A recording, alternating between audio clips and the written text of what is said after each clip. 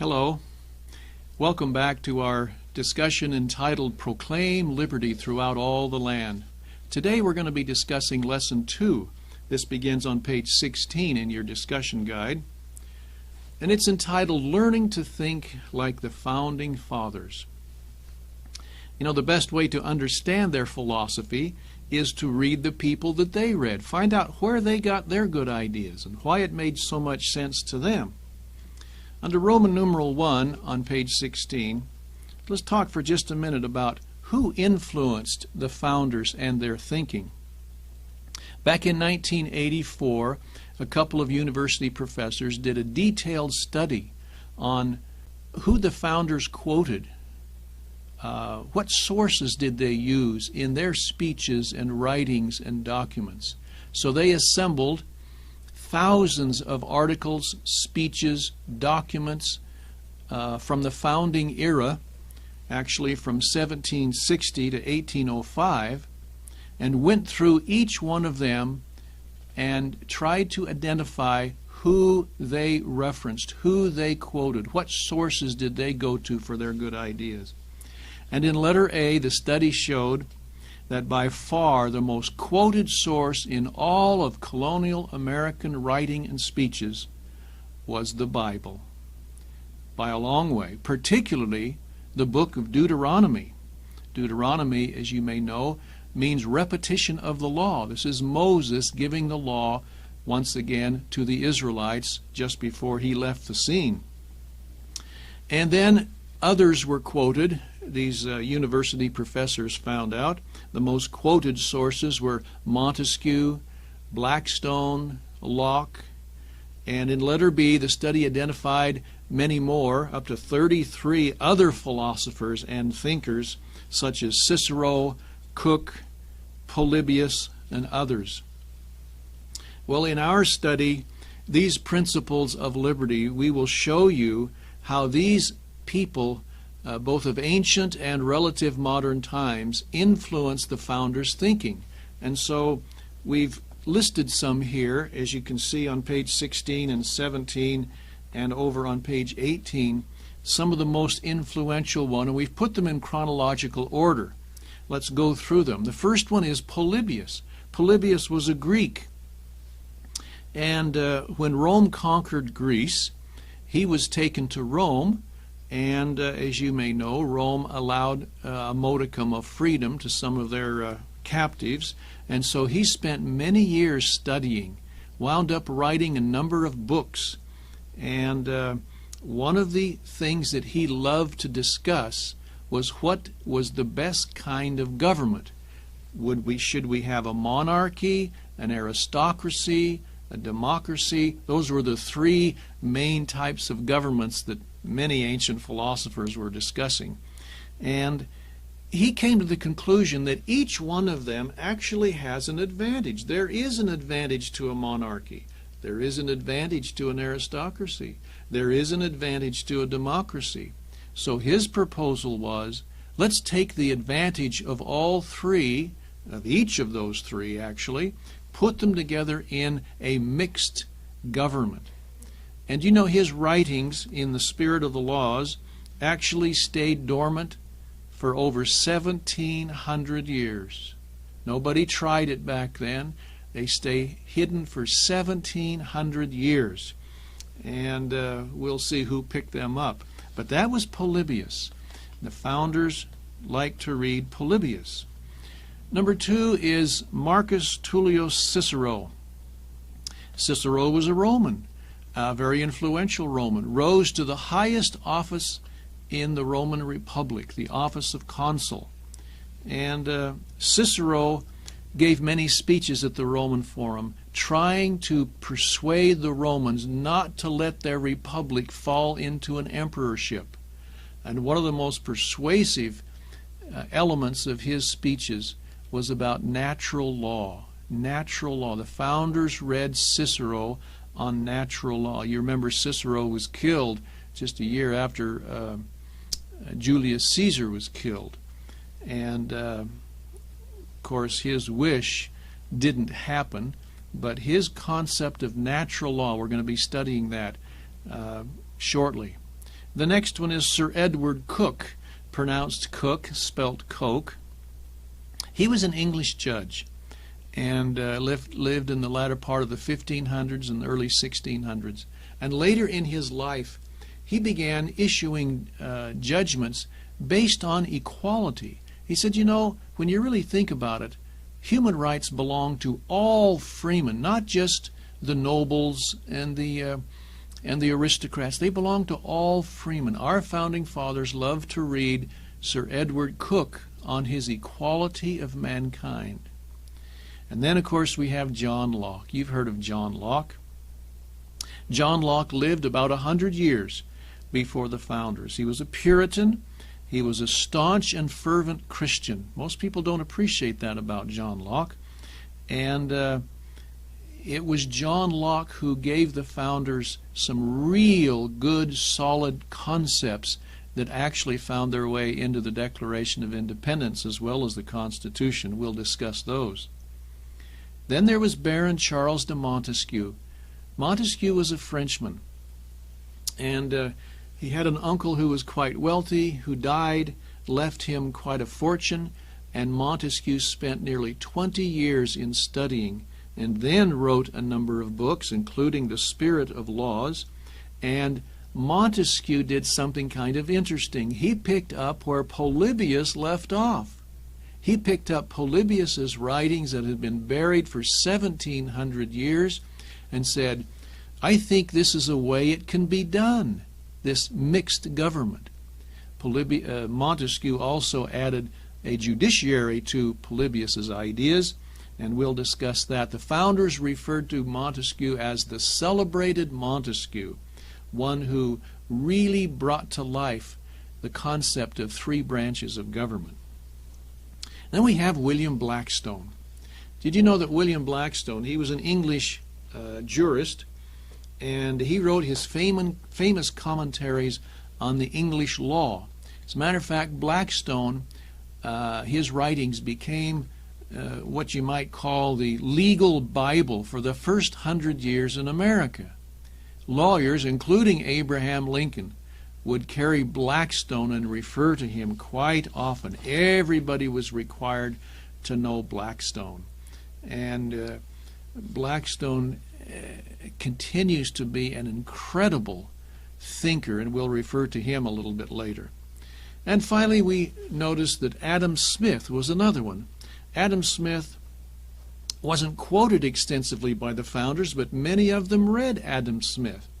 And as we'll see, Adam Smith for the first time put down the secret to free market economics in his wonderful, big, thick book, the short title of which is The Wealth of Nations.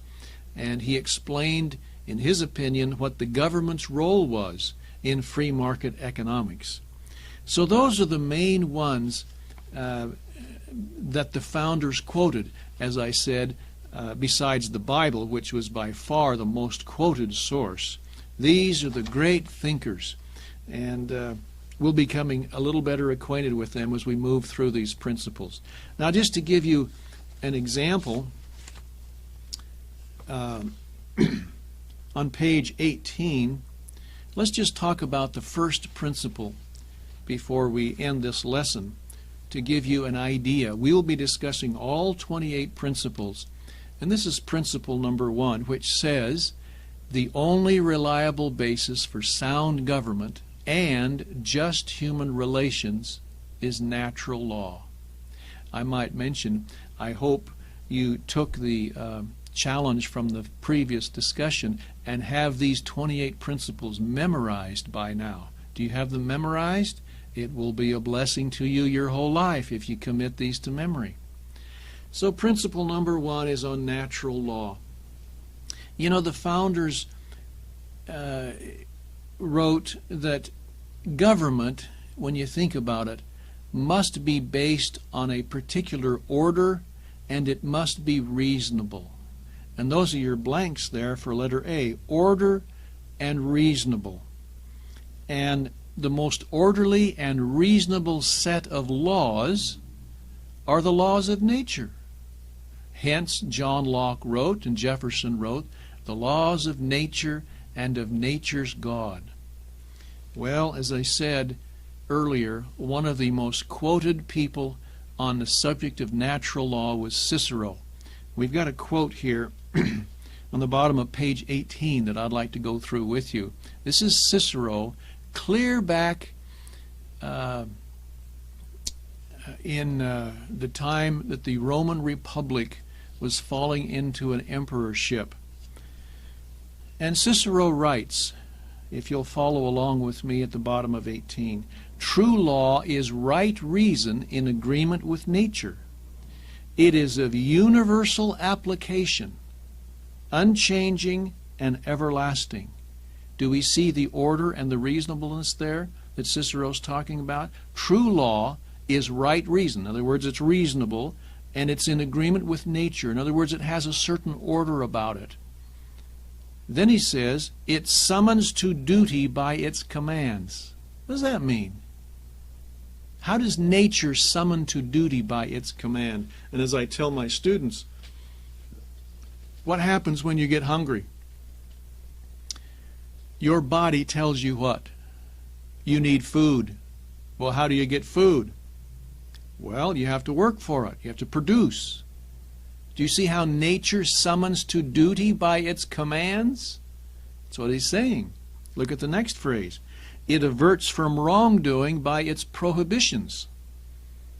In other words, if you know something will happen every time, if you know that every time you put your hand on a hot stove you're going to get burnt, guess what you won't do? You won't put your hand on a hot stove. If you know the danger of running across a busy street, you might get injured, what won't you do? Do you see this? The orderly and reasonable laws of nature, they happen all the time, and you can count on it. Hence, it averts from wrongdoing by its prohibitions. Do you see that? Let's go on. It is a sin to try to alter this law, nor is it allowable to repeal any part of it, and it is impossible to abolish it entirely. You cannot change natural law. Keep going. We cannot be freed from its obligations by Senate or people. What if your state legislature should pass a law saying there's no more gravity in our state? Okay, what does that do to that natural law? Does it affect it? No. It's impossible to repeal natural law. It is the order in which the Creator made everything to work. And you can't just interfere or change it by a decree of a legislative body. Keep going. And we need not look outside ourselves for an expounder or interpreter of it. What does that mean? That means it's not so complicated that you have to have a whole bank of attorneys to interpret the law. Natural law, that is. Do you see this?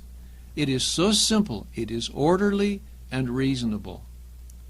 And there will not be different laws at Rome and Athens, or different laws now and in the future, but one eternal and unchangeable law will be valid for all nations and all times. And there will be one master and ruler, that is God over us all, for He is the author, that's your blank, author of this law, its promulgator and its enforcing judge. How do you like that? From a person who wasn't even a Christian. Now let's read this last sentence. Whoever is disobedient, in other words, whoever doesn't follow the order and the reason of natural law, is fleeing from himself and denying his human nature. And by reason of this very fact, he will suffer the worst punishment. In other words, if you go against natural law, there are natural consequences. You don't believe that there's gravity in your state, so you get up on top of a 5-story building to test it out? Guess what? You will suffer the worst punishment for violating natural law. Do you see this? Or I should say, violating it because you don't think it exists, and natural law does exist, and it will have its consequences if you do something. Isn't this great? This is Cicero. And look at letter B now. as we give you a quote from Blackstone, who said, natural law is the order in which the Creator made everything to work properly. And he said, Blackstone said, the Creator made the cosmic universe, and that's your blank there for letter B, cosmic. Cosmic can be thought of as scientific universe. I want you to look at the quote there. The principal authority for English common law was Blackstone, who stated, and you see that quote there next to the picture, when the Supreme Being formed the universe, He organized it, in other words, organized the elements of the universe, and then, these are His words now, impressed certain principles upon that matter from which it can never depart and without which it would cease to be. How do you like that, Blackstone? You take element, you impress upon it certain principles, which he says the Creator did, and that's the way it functions forever. It is orderly, it is reasonable, and it cannot be changed. Do you see that? That's a great concept from William Blackstone, isn't it? He then went on to say that the will of God expressed in the orderly arrangement of the universe is called the law of nature, and that there are laws for human nature just as surely as there are laws for the rest of the universe. In other words, there's scientific or cosmic laws, but then there's also laws of human nature. These are laws that the Creator didn't let us fumble around and discover on our own. He gave them to us right from the beginning. Can you think of something? For our happiness. In order to be happy, here are the laws that you need to live by. Can you think of something? Don't kill, right? That doesn't lead to happiness. Don't steal. Don't commit adultery. Don't lie. Don't covet your neighbor's property. Go out and earn your own. The gospel of works, what that really is. Do you recognize these laws? Yes. These are laws that are called the Ten Commandments. Listen to Blackstone. He said the laws for human nature had been revealed by God, whereas the laws of the universe, cosmic law, must be learned through scientific investigation. Do you see this? This is all natural law. And Blackstone stated that upon these two foundations, the law of nature and the law of revelation, depend all human laws. Wow, that's powerful doctrine, isn't it? All good human laws must conform to the law of nature and of nature's God, to scientific or cosmic law and to revealed law. That's William Blackstone. Look at letter C. The founders had such a high respect toward natural law that they gave it a very special place in government. They respected, and that's your blank for letter C, they respected the sanctity of law in the same way that it was honored by the Anglo-Saxons and by ancient Israel. Look at letter D. This is another quote from Blackstone. He said, "Man, considered as a creature, must necessarily be subject to the laws of his Creator. This will of his Maker is called the law of nature. This law of nature, being coeval with mankind and dictated by God Himself, is of course superior in obligation to any other." In other words, no law can contradict natural law. It is binding over all the globe, in all countries, and at all times. No human laws are of any validity if contrary to this. Do you see that concept? So the founders are saying, and Blackstone is saying, that all human laws really should be judged according to natural law, which is God's law. And if it violates natural law or God's law, those laws are really no laws. How do you like that? They are null and void from the beginning. What a great measuring stick for our laws. The law of nature and of nature's God. Well, that's just an example. That's just the first of the 28 principles. In our next lesson, we'll be discussing a few more. And I encourage you, if you haven't, to memorize the 28 principles of liberty. They will be a blessing to you your whole life. Thank you. See you at the next lesson.